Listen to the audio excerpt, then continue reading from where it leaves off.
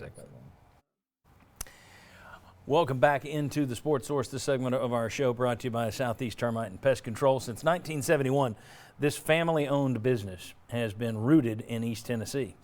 And as all the other local pest control companies have sold out to big national outfits, Southeast has remained local. The Haynes family still holds and controls it. Every dollar you spend with the Southeast Termite and Pest Control remains in East Tennessee. Good folk, really good people. I really like these folks, and the company's great. I use them at my home. You should too. SoutheastTermite.com is where you can go to learn more about this fine 50-year-old business. All right, let's talk about what the national viewpoint is on Tennessee. The NCAA Selection Committee put out their mock bracket yesterday. They do this each year. Tennessee was the number 11 seed overall. So 11 seed in the tournament, which would have made them a number 3 seed in the regions. And the other 3 seeds are Virginia, West Virginia, and Oklahoma. Alabama was a 2 seed in the overall list, and Missouri was a 4 seed. That's it from the SEC in terms of those top 16 seeds in the tournament. Sports Illustrated this week, they put out a magic 8 every year. These are the 8 teams that can win the national title for various reasons. Tennessee was one of their 8 teams, okay? So what's the takeaway here? These national people don't know what the hell they're talking about? or are we seeing that we see the inconsistencies of Tennessee and we aren't paying as close attention to the inconsistencies of West Virginia and Oklahoma, for example? Where are you with this? Is it still that they're overrating Tennessee, or is it, well, maybe this is just par for the course? Anyone?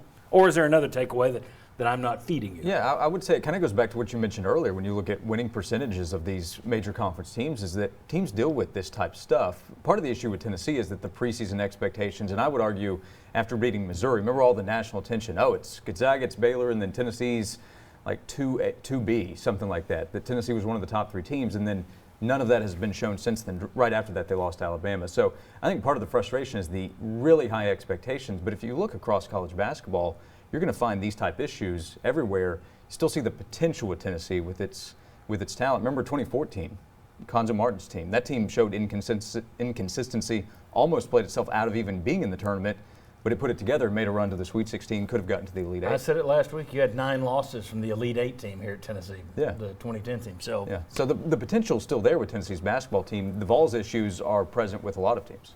Jimmy, takeaways? I think they're a little bit overrated. And yeah, they are, and I get all the other points about that, but my concern is when I watch them, I don't think you fix the issue with not having a real good point guard. Which will get exposed in March. I think so, and I think it's really important at tournament time. The other thing is, and while Tennessee's defense is rated really highly, they still have trouble keeping people in front of them. They couldn't keep Javonte Smart in front of them. So I thought that was another concern. And then the other thing that's bothering me right now is that lack of inside scoring. Fulkerson and Pons, as I mentioned earlier, 17 points the last 3 games combined. Now, and Josh is right. You can get hot. So they do have that potential. They do have the talent. They have shown flashes of it. But my concern is this team seems to have higher highs and lower lows. And that's what concerns me about them. Mark? For me, I think it's partly there was so much hope and so much high expectations, and then you couple that with all the struggles with football, with what's going on there. People's focused more, and that hope in basketball was even greater. So we just are more even focused on that. But to me, I think you saw really good things early in the year, and there's not been much change moving forward. How have guys, outside of maybe Keon and Springer, how have guys gotten better? What X's and O's have we done to adjust where it seems as though teams are adjusting to us to take advantage of our lack of point guard play or our lack of inside presence? And so are we adjusting to go against the opponents that we're playing? And so I think we're in a bubble. I do think we have a really good talented team, but matchups will determine a lot. But to your point, Jimmy, a lot of teams, water bug guards, guys that can get in the paint, we've not been able to defend those guys very often. And so if we get matched up against one of those, it could be trouble.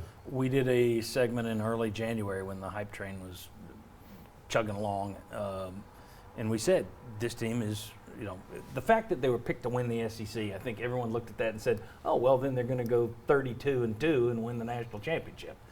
And we pointed out, this is probably top 4 seed, which they still got, and a Sweet 16 team.